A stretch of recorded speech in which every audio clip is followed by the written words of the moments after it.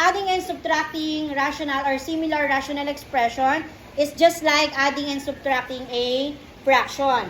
Okay, for example, I have here A over B plus C over B. So to add or to subtract similar rational expression, so just copy the denominator if the denominator are similar. When we say similar, magkaparehas. Kapag ang denominator ay magkaparehas, step 1, you need to copy the denominator, which is letter B. Then step 2, simplify the numerator or add or subtract the numerator. Okay, class, we can add or we can subtract a numerator if they are similar term. Now, how to identify if the given polynomial is similar term? Example, I have here 5x squared plus 3x squared. So, let us identify if we can add the given expression. Okay, first, identify the given variable. What variable is this? X. And what is the degree or the exponent?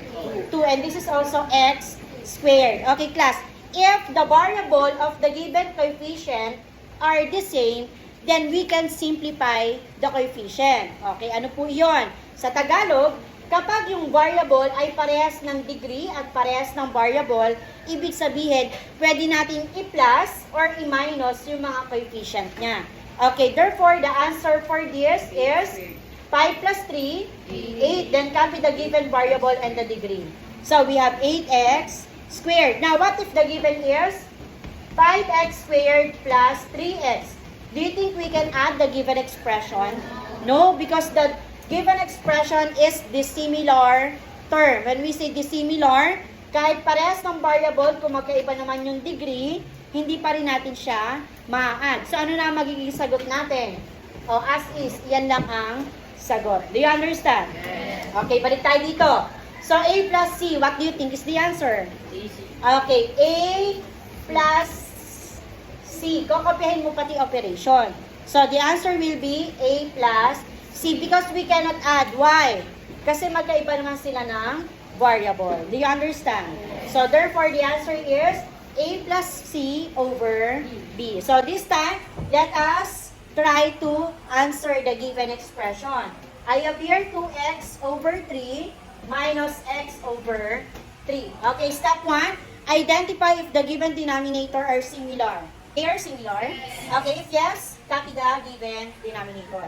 Then step 2, okay, simplify or add or subtract the given numerator. Since our operation is subtraction, just subtract if the given numerator are similar term. Okay, do you think the given numerator are similar? Yes or no? What is the given variable? X. And this is also, what is the degree? When we say degree exponent, 1. Oh, parehas ba ng variable? Parehas ba ng degree? Yes, then we can simplify our coefficient. Okay, what is the numerical coefficient here? 1. So, 2 minus 1 or just simply x. So, therefore, the answer is x over 3. Then, another example. How about x over x squared minus 4 plus 2 over x squared minus 4. Again, to add or to subtract similar denominator, step 1, we're going to copy the denominator. By the way, the denominator are similar. Okay, if yes, copy the denominator, which is x squared minus 4. Step 2, okay, add or subtract the numerator. But before that, okay, check first if the numerator are similar term. Okay, what is the given numerator? X. And this is? The question is, may variable ba dito? Okay, anong tawag dyan? Dissimilar term. Kapag dissimilar term, what we're going to do now? Just combine. Very good. So, our numerator will be x plus 2. And then last step, simplify your answer if necessary. How to simplify? Check your answer. May pwede bang i-factor? I think yes. Tama ba? Sino? Si denominator. Class, hindi natin pwede i-cancel si 2 and 4. Bakit? Ano ba yung variable niya? X squared. Ito?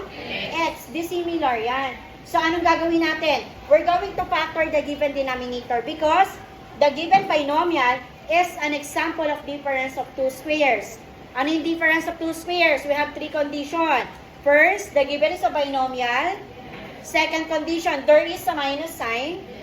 Third condition, each term is a perfect square. Okay, if yes, step 1, write two parentheses. Then plus and minus. Then get the square root of the first term. What is the square root of x squared? X. Square root of 4? 2. Okay, ito yung factor niya. Then copy again the numerator. Then after that, apply cancellation if necessary. We can cancel what? Sino po? Yes, meron. Sino po? Very good. X plus 2. X plus 2 became 1. And this is also, sino natira sa numerator?